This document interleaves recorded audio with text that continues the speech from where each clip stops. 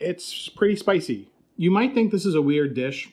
I would have never actually expected to do this. So today we're making something called Rasta pasta. Recently I picked up this jerk seasoning, which is made by legendary Hudson Valley chef Rick Orlando. You may have seen him on Food Network's Chopped. He's actually won twice, and it actually reminds you of that on the jar here. And I was researching some ways that I could use the seasoning that are a little bit outside of just, okay, marinate chicken, grill it. So this one is something that's completely new to me. It puts together some of the techniques that I know about cooking pasta, along with my love for jerk chicken. So I think you're gonna enjoy this. If you're new, I make delicious recipes just like the one you're about to watch. I do cultural reactions, dining reviews. For more of that, hit subscribe, hit the bell. You'll get notified as soon as the new videos are posted. If you're not familiar with Rick Orlando, I'll leave a link to his channel down in the description below. He shares his delicious recipes, always focuses on the fresh ingredients from the Hudson Valley. So check him out, subscribe to him as well. What you're gonna see is that Rasta pasta kind of builds off of the classic American Alfredo recipe. Let's go through the ingredients and we'll jump right into making that sauce. You start with sauteing onion, garlic, bell pepper. It has a little tomato in there. We're gonna use a little of the jerk seasoning. We got some grated Parmesan cheese, got pasta, half and half. I have my frying pan heating over medium heat. I got my water to a boil, and I got my chicken here. Now we're jumping ahead. I already cooked this chicken on a cast iron, but let's flash back to yesterday when I prepared this chicken using some of Rick Orlando's jerk seasoning. What I'm gonna do is, wow, that smells terrific. I'm gonna put about, what I have there is about 1.5 tablespoons, and I have 2 chicken breasts. And I'm gonna make like a jerk paste. Olive oil, about 1 teaspoon, some water, about the same amount, just like that. And then I'm gonna give this a good mix. But now it's gonna actually stick to the wet chicken a little bit better. So now with the chicken breasts, I want these to be something that cooks up in like 2 or 3 minutes per side on a hot pan or on a grill. See, it's nice and thin, almost like a cutlet. We have our jerk paste, gonna go right on, and then just massage it in. And then cover it up, let this sit minimum 4 hours. Overnight is optimal, no more than 24 hours. In my frying pan, I have 2 tablespoons of olive oil. Now I'm making basically 2 portions here. I'm gonna add my onion and my garlic and just start to soften that up a little bit. Onion and garlic are in. You're starting to hear it sizzle a little. Let's hit it with a little salt. Just as these start to get a little bit soft, we're gonna add our bell pepper. So we want everything to cook down, but not necessarily get any color. We just want everything nice and softened and to let out their fragrances into the sauce. This comes together pretty quickly. Once we have the sauce built, we'll drop our pasta and we'll actually fix it. You can make this dish inside of 20 minutes with a little bit of prep. We added our bell pepper, another tiny pinch of salt, and now we're gonna let that cook down just a little bit. One of the things Rick Orlando is famous for is a thing he calls the Ricter scale, which is his heat index for his dishes. When I used to eat at New World Home Cooking or New World Bistro here in Albany, he would give you like 4 stars, 7 stars, 10 stars for the jerk. There was one time I ordered it 10 stars, and that was a good hour and a half eating that dish.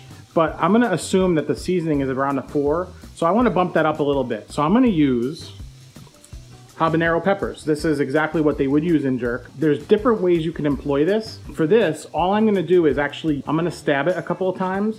I'm gonna put it into my cream sauce so that the capsaicin inside infuses into it, and I'm gonna pick this out. If you're a savage and you want a 10, chop up a couple of these in there and throw it into the sauce.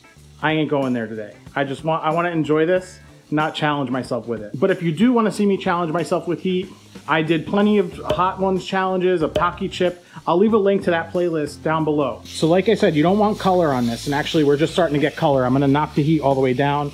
I added my tomato. I'm using a Roma tomato, just a small one.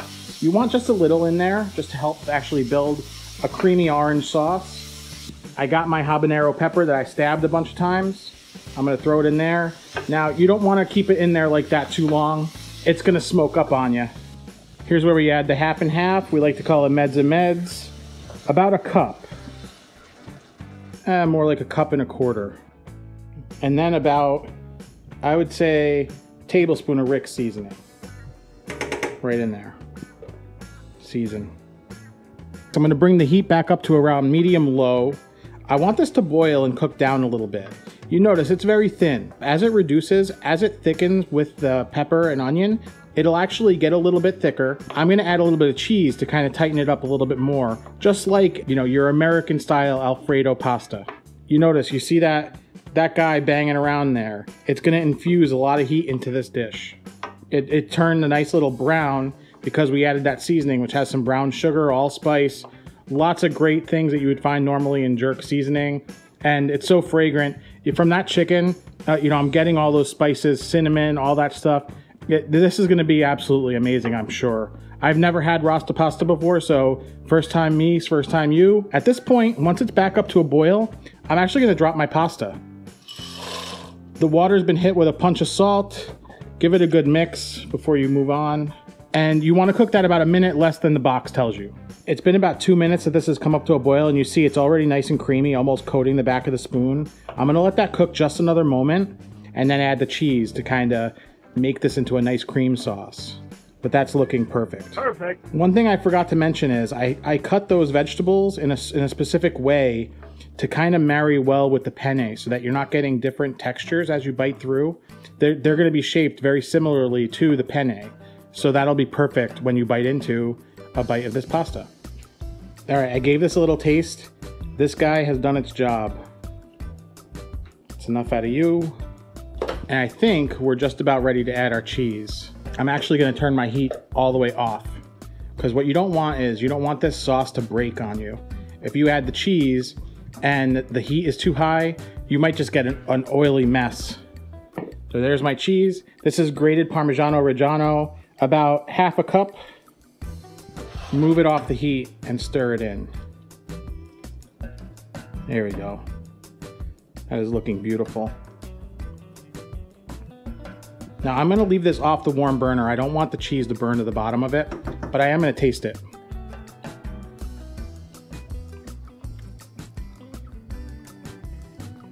Ooh, wow. Really good, like fruity. You get all of that kind of cinnamon, allspice, and you get the cheese too a little bit.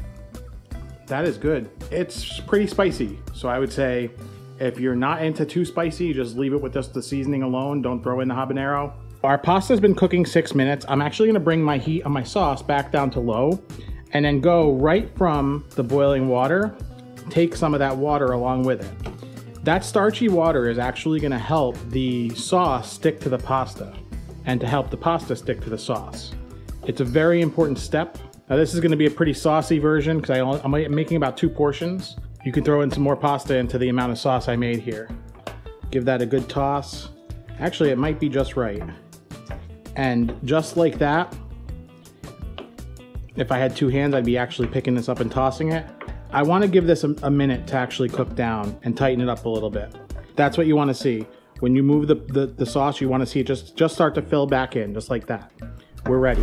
I told you this was 2 portions. You could easily stretch that for 3 people, especially since you got the protein. I gotta eat, I'm starving. So I'm just gonna split this for 2. Now we gotta top with chicken. So I would say just cut nice little strips, similar in size to the penne. You know what? Go right onto the pasta just like that. We ain't no fancy restaurant. And for the bowl, which is what I'm eating now, let's see if we can do 2 at a time. I like to cut this on a bias a little bit, like a small bias. So now,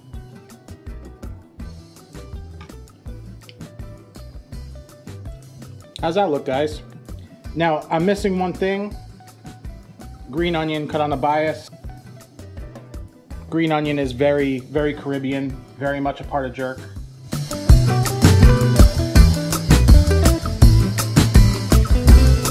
First thing I'm gonna do is taste the chicken on its own.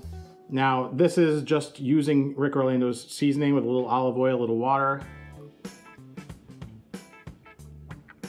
That's so good. If you can't grill jerk chicken, jerk is a verb as far as when you go to Jamaica. It's not the verb you're thinking about. Perfect. It refers to how you're cooking this chicken. The best way to cook chicken breast like this, or thigh, or whatever you're gonna cook, is by doing it grilled. You can't grill, I just use cast iron. It comes out perfectly. It might smoke the house up a little bit, which it did, but this is very good. His seasoning is very, very, I would say classic, but it's got a little Rick Orlando twist. If you know Rick, you know what I'm talking about. It's got some kick to it. I would say maybe this is a little more than the 4-star. And if I didn't already say this, I actually did not receive these for free. I paid for this seasoning. I ordered it from Flavor Maker Spices. You could do this with any jerk seasoning, or you can make your own. Just to highlight kind of the Hudson Valley here. Just want to highlight local chef. So that's what I'm doing. Let's bite into the pasta. Nice creamy sauce. You can see that. Delicious.